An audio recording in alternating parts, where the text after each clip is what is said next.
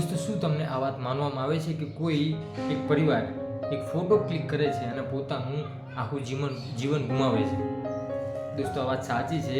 યુક્રેનમાં એક સમયે એમ કહેવાય કે પરમાણુ બોમ્બના અનુસંધાને ત્યાં સંશોધન કરતા હતા અને એના વિશ્લેષણમાં એક મોટો વિસ્ફોટ થયો. અને એ વિસ્ફોટ કોઈને ખ્યાલ નહીં કે આવો વિસ્ફોટ થયો છે, અને તેના કારણે એક લાલ કલરનો ઝેરી ગેસ સમગ્ર એમ કહેવાય કે વાતાવરણમાં ફેલાઈ ગયો. હવે આવી એ લોકોને ક્યારેય કોઈને ખબર નહીં કે આવું કંઈક બનેલું છે, પરંતુ યુક્રેનના લોકો એવું વિચારતા કે આ જે લાલ કલરનું જે વાતાવરણમાં ફેલાયું છે એ કુદરતી દ્રશ્ય છે અને કુદરત દ્વારા રચાયેલી એક કળા છે.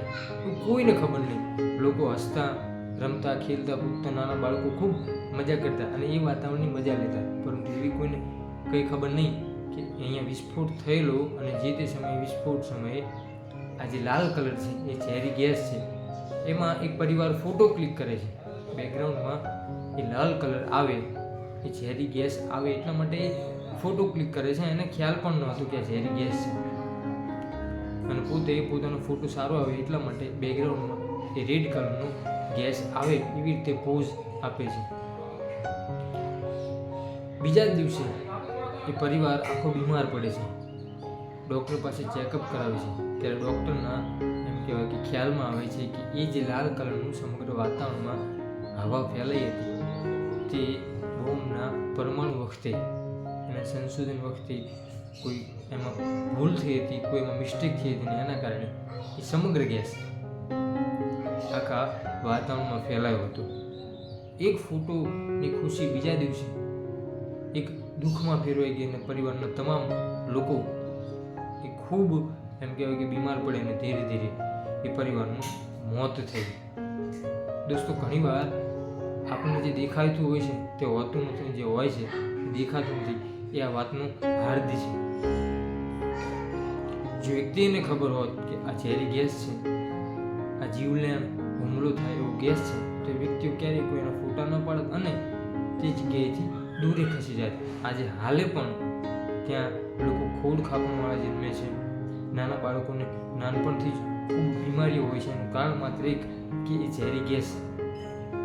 મારો કહેવાનો અર્થ કે ઘણીવાર આપણને જે લાગે છે કે આ સારું છે, આ યોગ્ય છે, પરંતુ એની પાછળ જઈને તપાસીએ, એની આખી રિસર્ચ કરીએ ત્યારે આપણને ખબર પડે છે કે જેને આપણે સારું કહીએ છીએ, જે આપણને સારું લાગે છે, હકીકતમાં એ સારું નથી, પરંતુ એની પાછળ ઘણી બધી એવી ઘટનાઓ છુપાયેલી છે, ઘણી બધી એવી વાત છુપાયેલી છે જે દુનિયાના લોકોને ખબર નથી. જો એ લોકોને પહેલાંથી જ ખબર હોત કે આ ઝેરી ગેસ છે તો એનું પરિણામ આટલું માઠું ન આવે.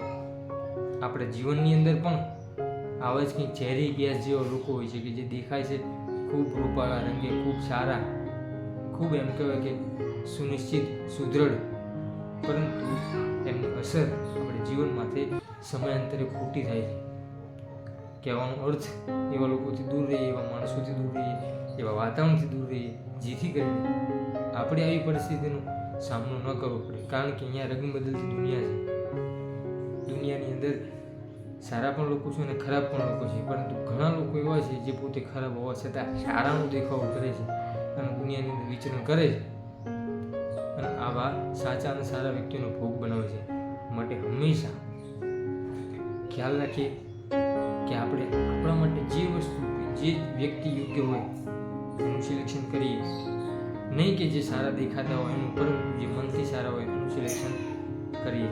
દોસ્તો, આ વાત જો સારી લાગી હોય તો વિડીયોને લાઈક કરજો, ચેનલ પર નવા હોય તો ચેનલને સબસ્ક્રાઈબ કરજો. આવા જ બીજા સરસ મજાના વિડીયો જોવા માટે આપણી યુટ્યુબ ચેનલ મારી વાતોને સબસ્ક્રાઈબ કરજો. ફરીથી મળીશું એક નવા જ વિડીયો સાથે, એક નવા જ અંદાજમાં. ત્યાં સુધી દરેક દોસ્તો, દરેક મિત્રોને